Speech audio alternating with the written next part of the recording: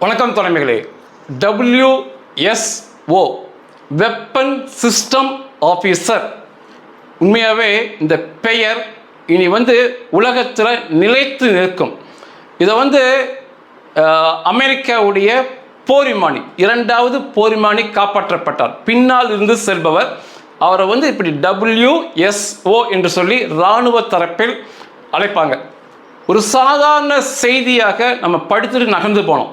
காப்பாற்றப்பட்டார் அமெரிக்க விமானின்னு சொல்லி. ஆனால் இதை காப்பாற்றுவதற்கு பின்னணியில் நடந்த ஆப்ரேஷன் மிகப்பெரிய உச்சக்கட்ட பிரமிப்பை நமக்கு நிச்சயமாக தரும். இந்த ஒரே ஒரு மனிதரை காப்பாற்ற 10,000 கோடி ரூபாய் 10,000 கோடி ரூபாய் இழப்பை அமெரிக்கா சந்தித்திருக்கு. அவருடைய 2 இராணுவ விமானங்கள் C-130 குளோப் மாஸ்டர் அப்படிம்பாங்க. இது அன்பிரிப்பேர்ட் ரன்வே, அதாவது விமானம் இறங்க ஒரு ஓடுபாதை தேவை. ஓடுபாதை சரியாக இல்லாத இடத்துல இறக்கி ஏற்றுவது. அப்பேற்பட்ட 2 C-130 Globe மாஸ்டரையும் 4 MH-6 little bird அப்படிம்பாங்க. இது 4மே ஹெலிகாப்டர்கள். இராணுவ விமானமும் இந்த ஹெலிகாப்டரும் துருப்புக்களை கொண்டு இறக்குவதற்கும் ஏற்றுவதற்கும் உதவும். இந்த 6 இராணுவ விமானங்கள் ஹெலிகாப்டர்களை எண்ணற்ற ஆயுதங்கள், அவர்கள் வைத்திருந்த அமெரிக்க துருப்புகள் வைத்திருந்த ஆயுதங்களை எடை குறைப்பு செய்ய வேண்டும் என்ற நோக்கில் ஒரே இடத்துல போட்டு முற்றாக அழித்து காட்டியிருக்கிறாங்க. இதோட மொத்த மதிப்பின் தொகை 6,000 கோடிக்கு மேலே வரும். அதற்கு மேலே ஏற்பட்ட செலவு, அங்கே போடப்பட்ட குண்டுகளின் எண்ணிக்கையெல்லாம் வச்சு பார்க்கும்போது ஒரே ஒரு நபரை காப்பாற்ற 10,000 கோடியை அமெரிக்கா வேண்டுமென்றே அங்கே இழந்திருக்காங்க. அந்த தாக்குதலுடைய வீடியோ, ஒரு சின்ன வீடியோ இருக்குது. அதாவது அங்கே நடந்த இழப்புகள் எந்த அளவுக்கு அவங்க அதை தகர்த்திருக்காங்கன்னு சொல்லி, அவர்கள் பொருளையே அவர்களே தகர்த்திருக்காங்க. அந்த வீடியோவை இணைக்கிறேன் பாருங்கள்.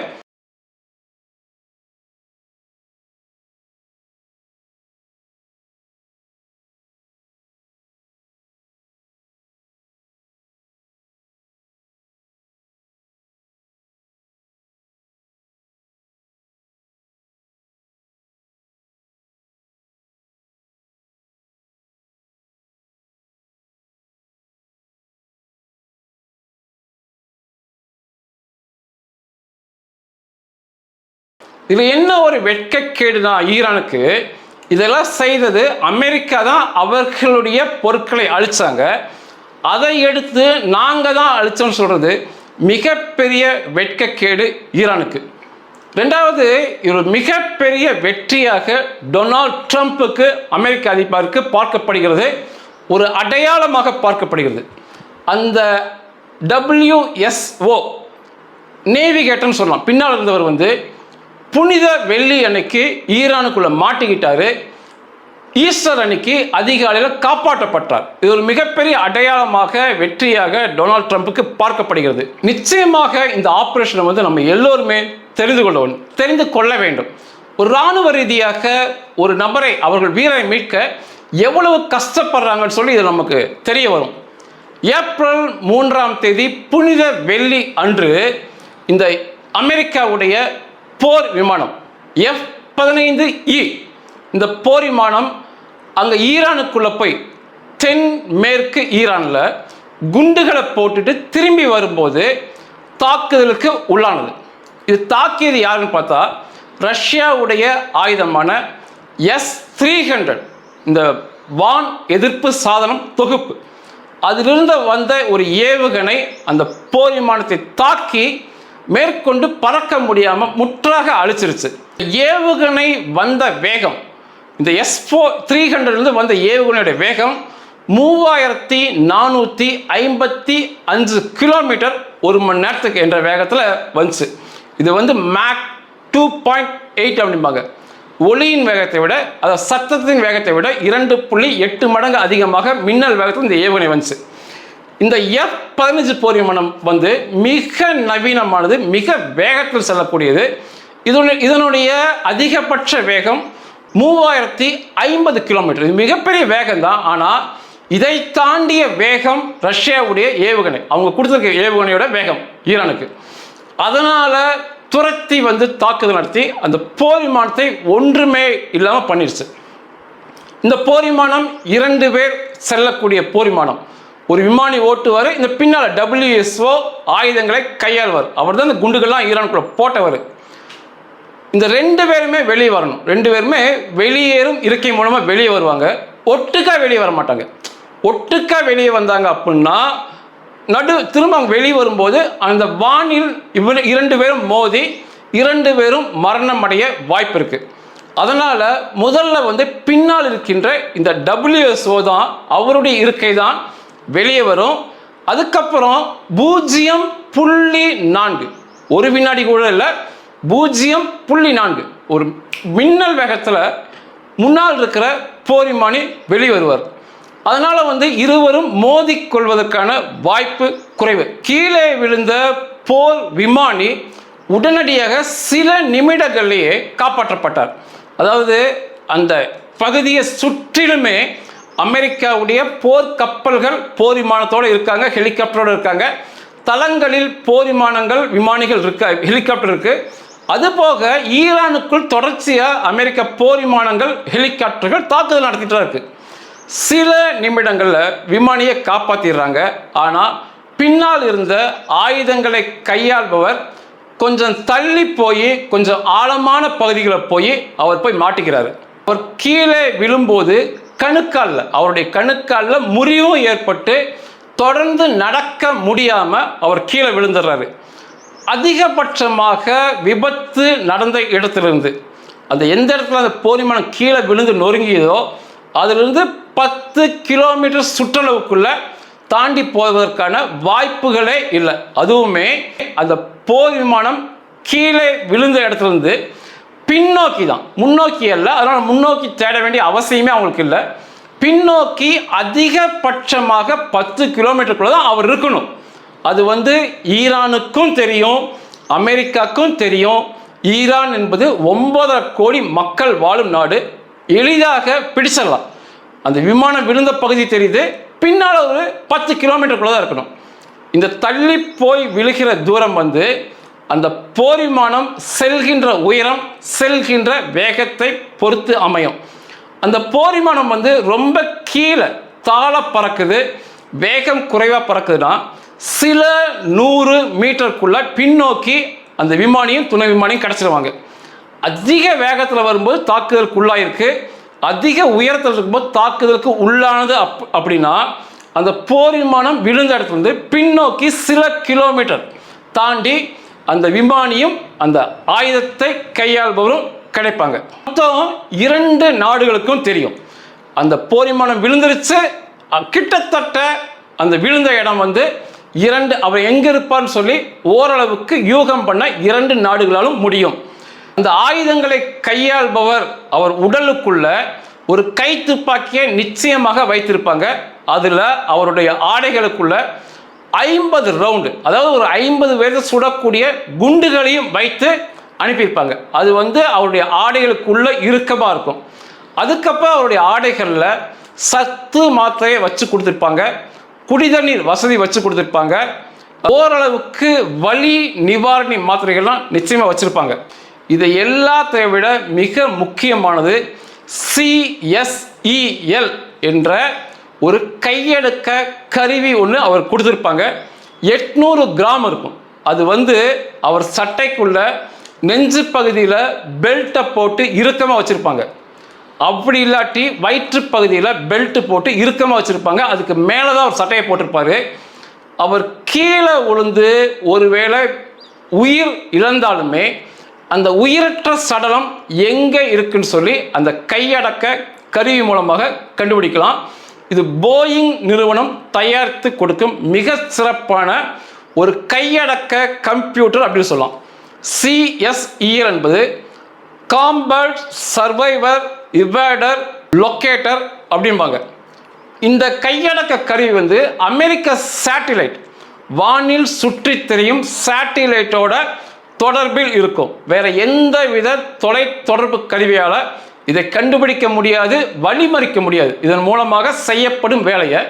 ஏன்னா நேரடியாக அமெரிக்க சேட்டலைட்டோட இணைப்பில் இருக்கும். அந்த அமெரிக்க சேட்டலைட் வந்து அமெரிக்க இராணுவ கட்டுப்பாட்டு அறையில் தொடர்பு இருக்கும். ஆக மொத்தம் இவர் விரும்பினாலும் விரும்பாவிட்டாலும் கீழே விழுகின்ற விமானி, துணை விமானி எங்க விழுந்திருக்காங்கன்னு சொல்லி அந்த கையடக்க கருவி மூலமா கண்டுபிடிக்கலாம். இவர் கீழே விழும்போது இந்த கை அடக்க கருவி வந்து அணைத்து வைக்கப்பட்டிருக்கும், ஆஃப் பொசிஷன்ல தான் இருக்கும். இவர் வந்து கடல்ல விழுந்தாலும் ஆழமாக 10 மீட்டருக்கு ஆழமாக சென்றாலும் இந்த கையடக்க கருவி வேலை செய்யும். மேலும் சில நாட்கள் இதோடைய பேட்டரியோடைய வாழ்க்கை இருக்கும். இதை வந்து ஆன் பண்ணாட்டியுமே இது எங்க இருக்குங்கிற சமிக்கை அந்த சேட்டலைட் மூலமாக அமெரிக்க இராணுவத்திற்கு தெரியும். இதன் மூலமாக மெசேஜ் அனுப்பலாம். அமெரிக்க இராணுவத்திற்கு கட்டுப்பாட்டு அறைக்கு மெசேஜ் அனுப்பலாம். அவர் கூப்பிட்டு பேசலாம். மேப் அவர் எங்க இருக்காருன்னு சொல்லி துல்லியமாக அனுப்பலாம்.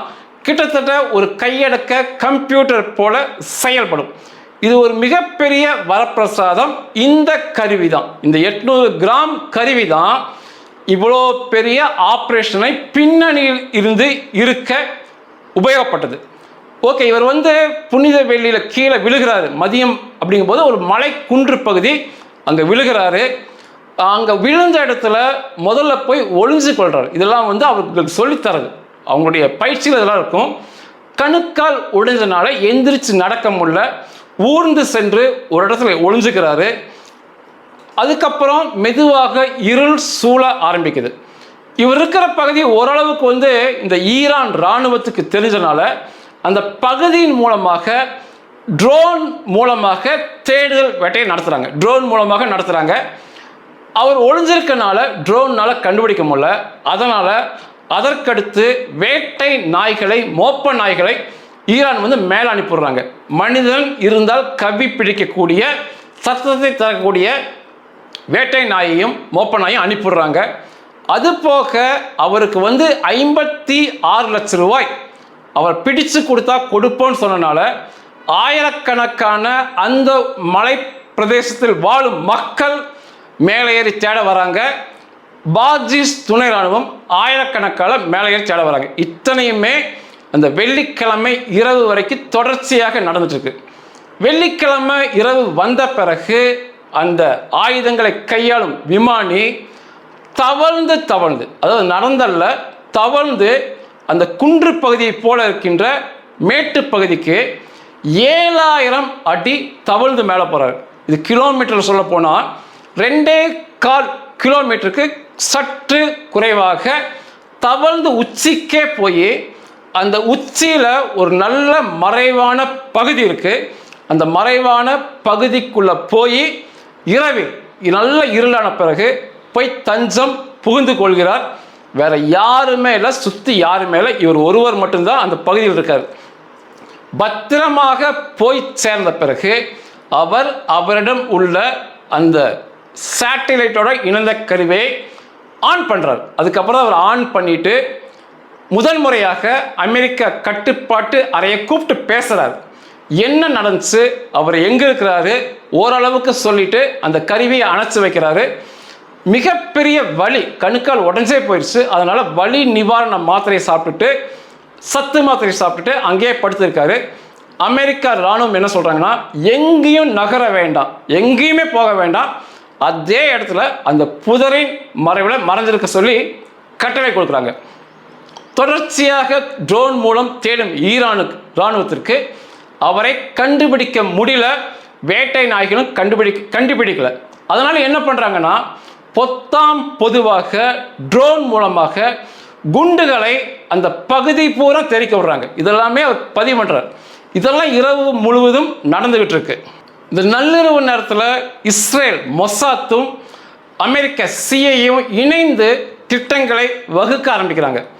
இந்த அவர் கையில் இருக்கிற அந்த கருவி வந்து சேட்டலைட் மூலமாக இயக்கப்படுறதுனால சத்தம் எதுவுமே வராது.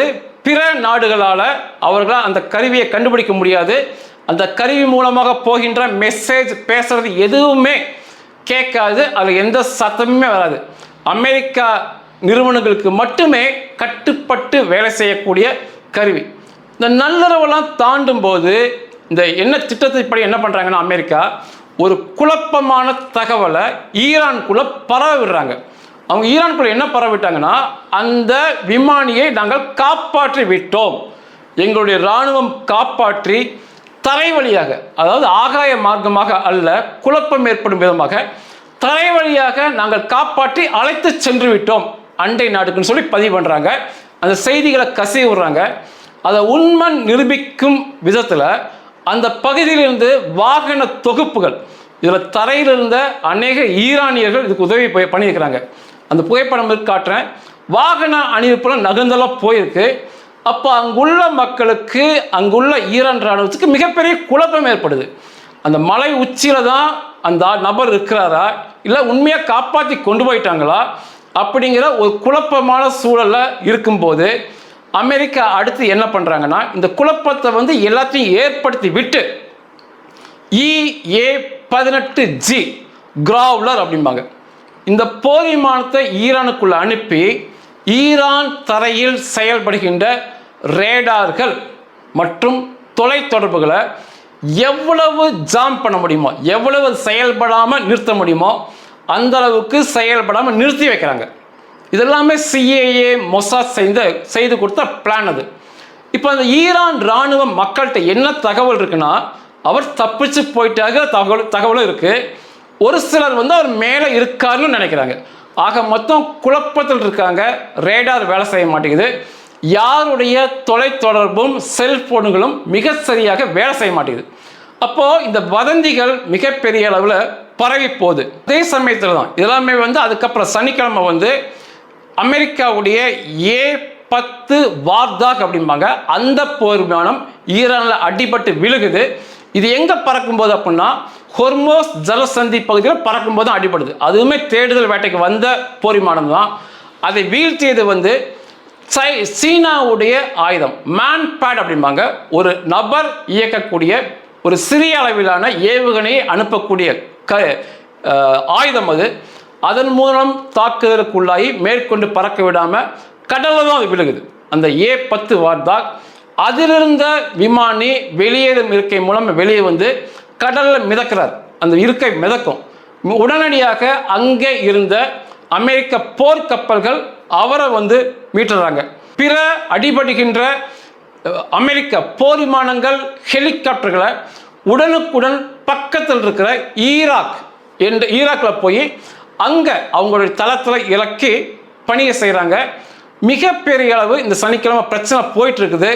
அதுக்கப்புறம் விட்டால் ஆகாதுன்னு சொல்லி அவர் இருக்கின்ற பகுதியை சுற்றிலுமே பிற ஈரான் பகுதியில் அமெரிக்க விமானப்படை, இஸ்ரேல் விமானப்படை மிக கடுமையான தாக்குதலை மேற்கொள்கிறாங்க. ஏன்னா அந்த இராணுவம் வந்து பயப்படணுங்கிற அளவுக்கு தாக்குதல் நடத்துகிறாங்க. குறிப்பாக அந்த S-300 அந்த ரஷ்யாவுடைய வான் பாதுகாப்பு சாதனத்தை தகர்க்கிறாங்க. அங்கே இருக்க பிற ரேடார்களை அடிக்கிறாங்க. தொடர்ச்சியாக குண்டுமலை பொழியிறாங்க விமானம் மூலமாக. அமெரிக்காவுடைய க்ரூஸ் மிசைல்ஸ், அவங்க போர்க்கப்பலிருந்து நீர்மூழ்கிலிருந்து மிக கடுமையான தாக்குதலை மேற்கொள்கிறாங்க. இந்த சமயத்தில் வந்து ஒரு குழப்பத்துக்கு மத்தியில் அந்த நள்ளிரவில் வந்து சனிக்கிழமை மதியம் சாயந்தரம் எல்லாமே வந்து ஆயிரக்கணக்கான பாஜிஸ் துணை இராணுவ இந்த பேடிகள் வந்து அந்த மலையின் மீது ஏற முயற்சிக்கிறாங்க. மக்களும் ஏற முயற்சிக்கிறாங்க அந்த பரிசு தொகைக்காக.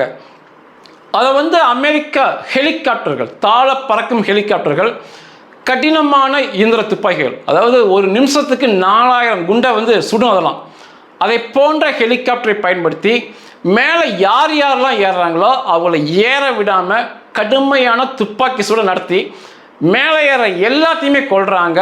இது ஒரு சின்ன வீடியோ இருக்குது, முடிஞ்சால் இணைக்கிறேன். ஏன்னா இது பிரச்சனைக்குள்ள போகலாம், ஆனால் முடிஞ்சால் இணைக்கிறேன். இது ஒரிஜினல் வீடியோ. இந்த சண்டையில் தான் முதன்முறையாக ஈரான் அரசு 8 பாஜிஸ் துணை இராணுவ வீரர்கள் மரணம் அடைஞ்சிருக்காங்கன்னு ஒத்துருக்காங்க இந்த சண்டையில் தான். அப்போ தாக்குதல் எந்த அளவுக்கு பெருசாக இருக்குன்னு பாருங்க. இத்தனை நாள் தாக்குதல் நடந்திருக்கு, ஒரு இராணுவ வீரன் செத்ததை அவங்க ஒத்துக்கல. முதன்முறையாக 8 துணை இராணுவ வீரன் செத்ததை ஒத்துருக்கிறாங்க. கடைசி ஆப்ரேஷன், இதை சனிலாம் தாண்டி ஞாயிறு அதிகாலை வரும்போது ஈஸ்டர் தினத்தப்போ கடைசி ஆப்ரேஷனை பண்ணலான்னு சொல்லி அமெரிக்க இராணுவம் முடிவு பண்ணுறாங்க. ட்ரம்ப் வந்து உத்தரவு கொடுக்குறாரு. இதில் வந்து C-130 குளோப் மாஸ்டர் என்ற இராணுவ விமானத்தை அங்கே இறக்குறாங்க. இது வந்து இராணுவ துருப்புகளை அதிக அளவில் இறக்குவதற்கு, எண்ணற்ற ஆயுதங்களை இறக்குவதற்கு, டாங்குகளை கொண்டு வந்து இறக்கலாம். அதை வந்து இறக்குறாங்க. இது எதில் வந்து மிக புகழ்பெற்றதுன்னா, மிகச்சரியான ஓடு பாதை இதுக்கு தேவையில்லை. ஓடு பாதை இல்லாத ஓரளவுக்கு சமதள பகுதியில் இந்த விமானத்தை, ஒரு குறுகிய இடம் இருந்தால் போதும், இந்த C-130 இறக்குவாங்க, மேற்கொண்டு ஏற்றுவாங்க. அதுபோக இந்த MH-6 லிட்டில் பேர்ட் எண்ணற்ற ஹெலிகாப்டரில் அந்த கமாண்டோக்கள் வராங்க. இதில் யார் யார் வந்திருக்காங்கன்னா, அதிகமாக வந்தது பாரா ரெஸ்கியூ ஜம்பர்ஸ் என்ற சிறப்பு அதிரடிப்படை வீரர்கள் மற்றும் அமெரிக்காவுடைய புகழ்பெற்ற நேவி சீல் மற்றும் அமெரிக்காவுடைய புகழ்பெற்ற டெல்டா ஃபோர்ஸ் வந்து 200க்கு அதிகமான கமாண்டோக்கள் அங்கே வந்து குவிக்கப்படுறாங்க அவருக்கு பக்கத்தில். எதுக்கு இவ்வளோ பிரம்மாண்டம், ஒரு நபரை காப்பாற்ற இவ்வளோ பிரம்மாண்டம் அப்படின்னா, பொதுவாக வந்து அமெரிக்காவுடைய தாக்குதல்கள் பிரம்மாண்டமாக இருக்கும், அது முதல்ல ஒத்துக்கணும். பின்னணியில் சில விஷயங்களும் இருக்குது. இதில் ஒரு தொகுப்பு, ஒரு கமாண்டோக்களின் பிரிவு என்ன பண்ணுவாங்க அப்படின்னா, அவரை காப்பாற்றி அனுப்புவாங்க. தலையாய பணியை அவங்களுக்கு இருக்கும். இரண்டாவது கமாண்டோ பிரிவுக்கு வந்து மேலே ஏறுறவங்கள, சுற்றி இருக்கவங்கள சண்டையில் கொள்வது, அது ஒரு பாடம் கற்றுக் கொடுக்கணும். அதை செய்வது அவர்களுக்கு வேலையாக இருக்கும். மூன்றாவது, இவர்களுக்கு எல்லாமே பாதுகாப்பு தருவது. உள்ளே போகிறவங்களுக்கு, சுற்றி இருக்கவங்களை கொள்பவர்களுக்கு பாதுகாப்பு தரணும், கவர் ஃபயர் பண்ணுவாங்க. அதற்கு ஒரு கமாண்டோ பிரிவினர் உபயோகப்படுவாங்க. இப்படி பிரிவாக தான் ஒரு தாக்குதலுக்கு கமாண்டோ வீரர்கள் போவாங்க. இப்படி போய் இறங்கி ஞாயிற்றுக்கிழமை அதிகாலை மிகப்பெரிய சண்டை, சுற்றி வந்தவங்க, மலையில் ஏற முயற்சித்தவங்க எல்லாத்தையுமே சுட்டு வீழ்த்துறாங்க. இவர்களுக்கு பாதுகாப்பாக கவர் ஃபயராக ஏகப்பட்டவர் தொடர்ச்சியாக சொல்கிறாங்க. இந்த துப்பாக்கி சண்டைக்கு மத்தியில் ஒரு கமாண்டோ பிரிவினர் போய் குற்றுயிராக இருந்த அந்த விமானியை அப்படியே தூக்கி பேக் பண்ணி, பார்சல் போல பண்ணி, முதல் ஹெலிகாப்டரில் வச்சு அவர் அனுப்பிவிட்டாங்க. அவர் குவைத்தில் போய் அவருக்கான சிறப்பு சிகிச்சை போயிட்டுருக்கு. உயிருக்கு எந்தவித ஆபத்தும் இல்லை. வெகு சில நாளில் அவர் திரும்ப களத்துக்கு வருவார் என்று சொல்லப்படுது. இந்த வந்து பகுதியில் இறக்குன இந்த இராணுவ விமானங்கள், ஹெலிகாப்டர்கள் இறங்கும் போது விமான ஓடுப்பதை சரியாக இல்லாத காரணத்தால் அந்த இடத்துலையே நோ லேண்டிங் கியர்பாங்க, இறங்கும் போது வெளிவரக்கூடிய டயரில் இருக்க அமைப்பு அடி வாங்கி மேற்கொண்டு நகர முடியாமல் ஆயிடுச்சு. இது வந்து சரி பண்ணலாம், சரி பண்ணக்கூடிய விஷயம்தான். ஆனால் ஈரானுக்குள் வைத்து சரி பண்ண முடியாது, அது ஒரு எதிரி நாடு.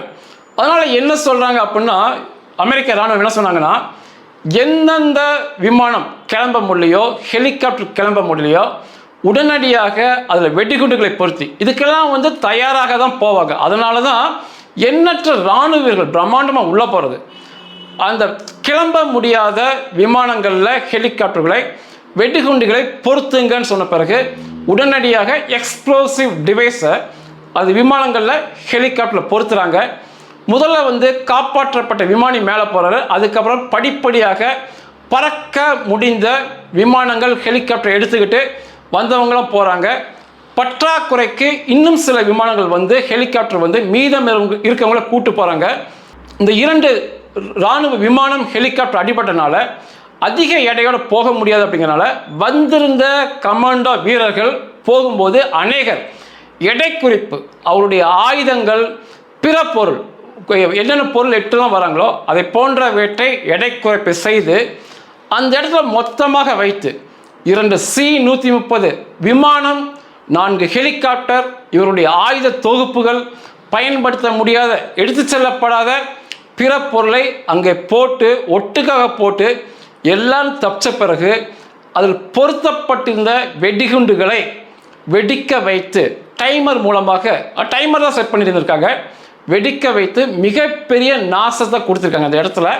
அதுபோக போர் விமானங்கள் வந்து மிச்சம் மீதி இருந்து, அதாவது எடைக்கு போடக்கூட முடியாத அளவு, ஒரு எடைக்கு கூட அதில் உள்ள பகுதியை ஈரானால் எடுத்து போட முடியாது, அந்த அளவுக்கு போர் மூலமாக குண்டுகளை போட்டு அந்த பகுதியவே நாசம் செய்து வந்த வேலையை 100% வெற்றியோடு முடிச்சுட்டு போனாங்க.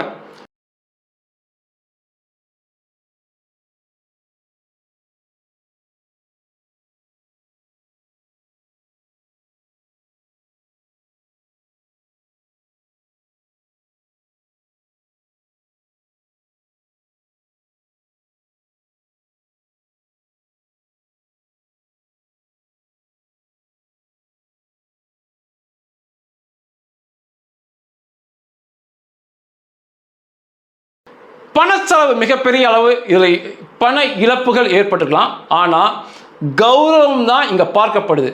அமெரிக்காவா ஈரானா? ஈரான் மண்ணுக்குள்ள அமெரிக்கா விமானி மாட்டிக்கிறாரு. அவரை அமெரிக்கா காப்பாற்ற முடியுமா அல்லது ஈரான் காப்பாற்றுவார்கள்? இது ஒரு கௌரவ பிரச்சனையை உலகத்தில் பார்க்கப்பட்டுச்சு. அமெரிக்கா எதிரி நாட்டுக்குள் சிக்கிக்கொண்ட தனது இராணுவ வீரனை காப்பாற்ற எந்த எல்லைக்கும் செல்வார்கள் என்று இதில் நிரூபிச்சிருக்காங்க. மனித உயிர் விலை மதிப்பற்றது. அதுவுமே சண்டை போற சூழல்ல இதை போல ஒரு இராணுவ வீரர் மாட்டிக்கும் போது, இவ்வளோ பெரிய ஆப்ரேஷன் பண்ணும்போது பிற இராணுவ வீரர்களுக்கு, அந்த நாட்டு மக்களுக்கு ஒரு பெரிய உற்சாகம் ஏற்படும்.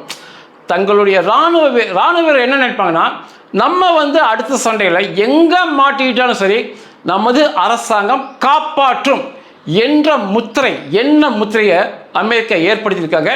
ரெண்டாவது, ஒரு கௌரவ பிரச்சனை உலகம் முழுவதும் பார்க்குறாங்க. மொத்த உலகமும் அங்கே தான் பார்க்குது. அமெரிக்கா ஜெயிக்குமா ஈரான் ஜெயிக்குமா என்று பார்த்தாங்க.